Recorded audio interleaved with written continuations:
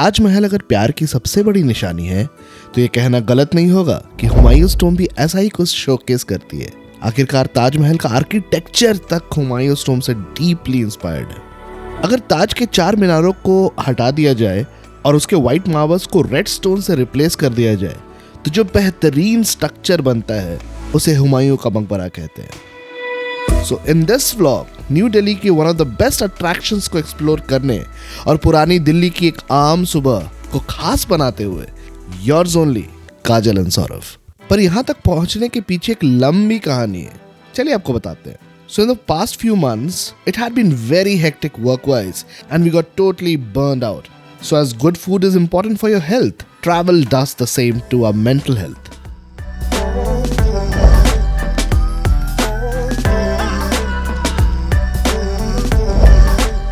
So निकल चले हम for a vacation बैंगलोर से इंडिया के सबसे ब्यूटीफुल लोकेशन के लिए। कहाँ? ये आने वाले वीडियोस में आपको पता चल ही जाएगा। सो इसी बात पे चैनल को सब्सक्राइब कर दीजिए।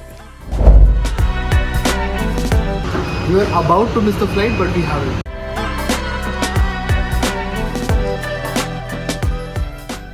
Before we reach our destination, हमारा 6 hours का halt था in New Delhi. So we decided to make the best use of this time.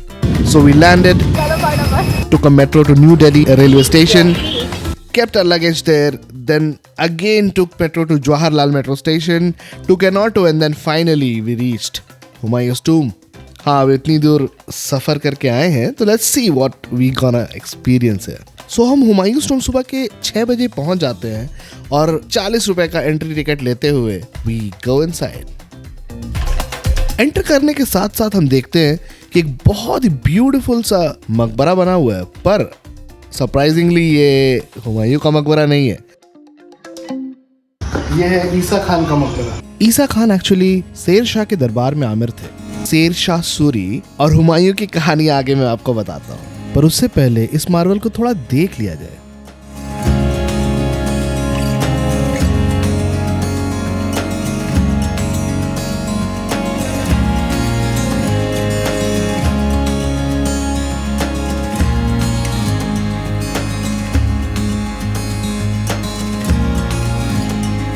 This gate that you're seeing was called सिराई गेट। So, जो लोग मकबरे को बनाने के लिए आते थे उन्हें यहाँ ठहराया जाता था। हम जैसे जैसे अंदर की तरफ बढ़ते हैं we experience the beautiful Mughal architecture.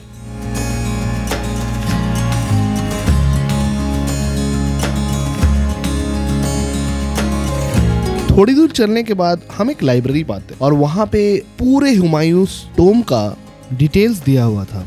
ये सब देख के हम बहुत इंट्रीग हुए कि एक्चुअली में हुमायूं की कहानी क्या थी and what was the reason that this beautiful structure was build. Video में लास्ट तक बने रहिए, आपको सब बताते हैं। जब आप दिल्ली में हो और अपने यहाँ के सबसे अमेजिंग स्ट्रक्चर को नहीं देखा तो my dear friends, you are missing on something.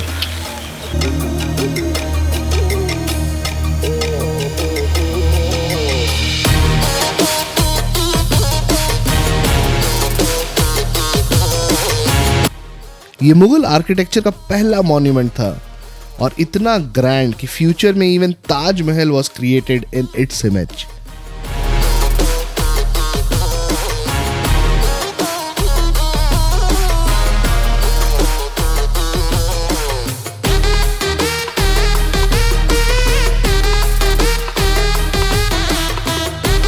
आपको बता दें कि Char Bagh is a Persian style actually, जिसमें मेन बिल्डिंग एक क्वाड्रिलैटरल के सेंटर में होती है एंड यू हैव पाथवेज और water flowing in all 4 directions and that is exactly the style of this particular monument. तो हम सीढ़ियों से ऊपर जाते हैं और ऊपर जाकर देखते हैं कि वहाँ एक चेंबर ऑफ सीक्रेट्स है।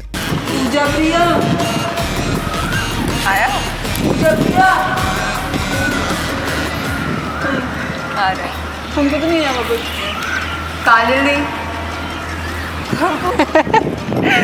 नेक्स्ट हम प्रेमाइस को पूरा एक्सप्लोर करते हैं और मैंडेटरी रील्स और ओवर एक्टिंग करने के बाद हम असल में हुमायूं के मकबरे की तरफ बढ़ते हैं। आज यहाँ हुमायूं भले ही चैन की नींद सो रहा हो, पर लाइफ लॉन्ग उसको दर दर की ठोकर ही नसीब हुई। एक्चुअल टूम को देखकर मन में और क्यूरियोसिटी बढ़ जाती है, तो इंटरनेट को ब्राउज करके पूरी हिस्ट्री को टटोल कर हमें ये समझ में आता है 24 जैन 1556 के दिन हुमायूं की मौत हो गई और उसे पुराने किले में दफना दिया गया। लेकिन हुमायूं के मौत की खबर सुनकर हेमू ने अटैक कर दिया और पुराने किले पर कब्जा कर लिया। कहीं हुमायूं के शव को हेमू नुकसान ना पहुंचाए, ये सोचकर हुमायूं की भागती सेना ने उसकी कब्र को खोदकर उसके शव को लेकर अपने साथ निकल गई। बाद में अकबर ने दिल्ली जीता, तब हुमायूं की बीवी हमीदा भानु ने 1565 से 1572 में हुमायूं का मकबरा बनवाया और यहाँ लाकर हुमायूं को दफनाया। जीते जी हुमायूं 15 साल भटकता रहा और मरने के बाद भी उसे 15 साल लग गए अपने कब्र तक पहुंचने के लिए। देखते ही देखते हमारा 6 आवर्स ऑलमोस्ट खत्म होने ही वाला होता है and we had to rush back to the airport towards our most awaited destination. और आपको भी साथ लेके चलते हैं with us to this place. So keep watching and let's meet you in the next video. Until then, keep working hard towards your dream because it's your time to shine. Bye bye.